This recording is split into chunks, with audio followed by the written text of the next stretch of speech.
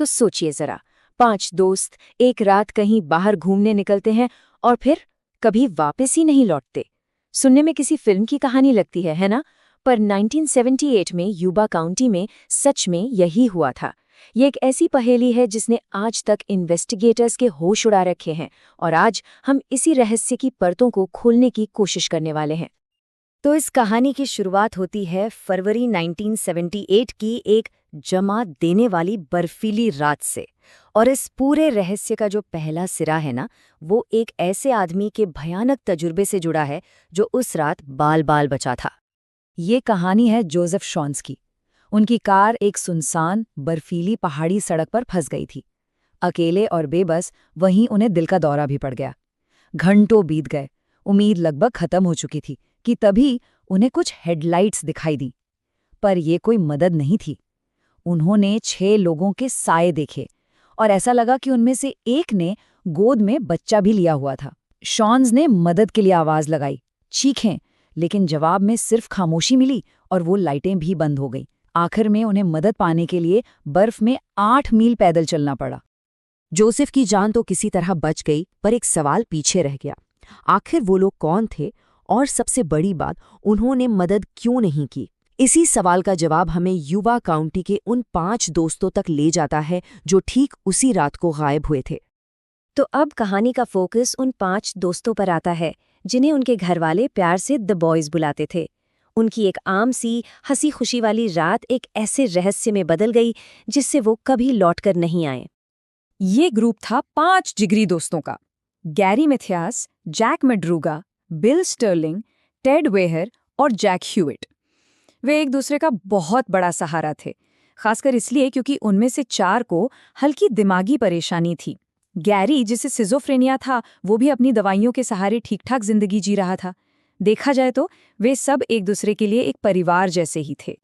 उनकी जिंदगी का सबसे बड़ा पैशन था बास्केटबॉल। अगले ही दिन स्पेशल ओलंपिक्स का गेम था, जिसके लिए वो इतने ज्यादा एक्साइटेड थे कि कुछ ने तो रात में अपनी यूनिफॉर्म निकाल कर रख ली थी। वो किसी भी कीमत पर उस गेम को मिस नहीं करना चाहते थे। लेकिन किसे पता था कि किस्मत ने उनके लिए कुछ और ही सोच रखा था। अरे नहीं दादी, मुझे कोट की जरूरत नहीं है, आज रात तो बिल्कुल नहीं। ये टेड वेहर के अपनी दादी से कहे गए आखिरी शब्द थे। उन्हें जरा भी अंदाजा नहीं था कि वो किस बर्फीले कहर की तरफ बढ़ रहे थे। उन्हें आखिरी बार जिंदा देखा गया था एक लोकल मार्केट में, रात के करीब 10 बजे। वो स्नैक्स और ड्रिंक्स खरीद रहे थे, जैसा कि किसी भी आम शाम को होता है। लेकिन उस दुकान से निकलने के बाद वो 5 फिर कभी किसी को नजर नहीं आए। कई दिन बीत गए और फिर पुलिस को इस केस की पहली और शायद सबसे अजीब कड़ी मिली, जैक मैड्रूगा की लावारिस खड़ी कार। पुलिस को जैक की कार मिली, लेकिन कहाँ? घर से 70 मील दूर, एक वीरान पहाड़ी सड़क पर। ये रास्ता उनके घर की बिल्कुल उल्टी दिशा में था। सबसे पहला सवाल यही था कि आखिर वो लोग वहां करने क्या गए थे? और जो सुराग कार के अंदर मिले, उन्होंने तो इस केस को और भी ज्यादा उलझा दिया। देखिए, गाड़ी एकदम सही सलामत थी, टैंक में गैस भी थी, मतलब कोई दिक्कत नहीं थी। लेकिन दरवाजे लॉक नहीं थे। और सोचिए, इतनी कड़ाके की ठंड में गाड़ी की एक खिड़की नीचे की हुई थी। और सबसे अजीब बात, गाड़ी की चाबियां वो गायब थीं। यहीं पर इन्वेस्टिगेटर्स के सामने सबसे बड़ा सवाल आकर खड़ा हो गया। आखिर क्यों?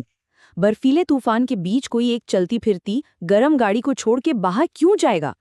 4 महीने गुजर गए, सर्दियां खत्म हुई, वसंत में बर्फ पिघलने लगी, और उन 5 दोस्तों की तलाश का एक बहुत ही दर्दनाक अंत सामने आने लगा।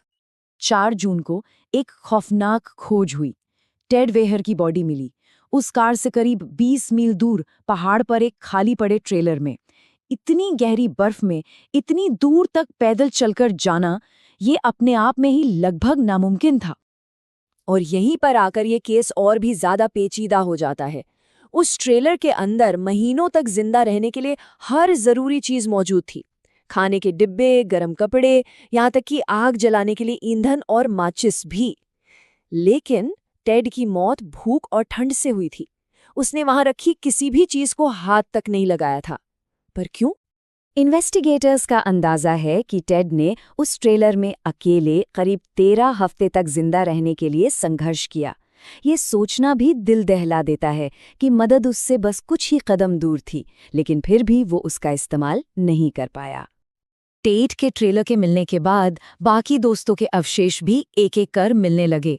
पहले जैक मड्रूगा और बिल स्टर्लिंग की बॉडीज मिलीं, और फिर एक दिल तोड़ देने वाली खोज में जैक फीट के पिता ने खुद सर्च टीम के साथ मिलकर अपने बेटे की हड्डियां ढूंढ निकाली। एक एक करके सारी उम्मीदें दम तोड़ रही थीं। 4 दोस्त तो मिल गए थे, लेकिन एक अभी भी लापता था। अब ये पूरी कहानी गैरी मैथियास के अनसुलझे रहस्य और उन सवालों पर आकर टिक जाती है जिनका जवाब शायद कभी नहीं मिल पाएगा। गैरी मैथियास का आज तक कोई अता पता नहीं चला। वो जैसे हवा में ही गायब हो गया। ट्रेलर के अंदर सिर्फ एक चीज उसकी थी, उसके जूते जो टेड के बिस्तर के पास रखे हुए मिले थे। तो घूम फिर कर हम उन्हीं सवालों पर वापस आ जाते हैं। उन्होंने एक सही सलामत कार क्यों छोड़ी? वो बर्फ में और ऊपर पहाड़ की तरफ क्यों गए? टेड ने मदद का सामान होते हुए भी उसका इस्तेमाल क्यों नहीं किया? और सबसे बड़ा सवाल, गैरी मैथियस कहाँ है? जैक मड्रूगा की माँ हमेशा यही मानती रही कि इसके पीछे किसी और का हाथ था। उनका कहना था, हम अच्छी तरह जानते हैं कि किसी ने उनसे ऐसा करवाया था। तो क्या उन्हें किसी ने मजबूर किया था? शक की सुई अक्सर गैरी मैथियास पर आकर ठहर जाती है। वो ग्रुप में अकेला था जिसे कोई दिमागी परेशानी नहीं थी, लेकिन उसकी सिजोफ्रेनिया की हिस्ट्री थी। उस वक्त के शेरिफ को भी ये शक था कि हो सकता है गैरी ने ही बाकी लोगों को गुमराह किया हो। और जब गैरी के परिवार ने इस केस पर बने एक टीवी शो में आने से मना कर दिया, तो ये शक और भी गहरा हो गया।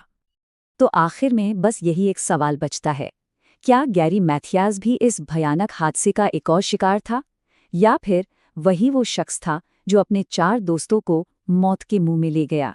ये एक ऐसा सवाल है जिसका जवाब शायद हमें कभी नहीं मिलेगा, और यही सवाल यूबा काउंटी के उन 5 दोस्तों के केस को हमेशा हमेशा के लिए एक अनसुलझा रहस्य बनाए रखता है।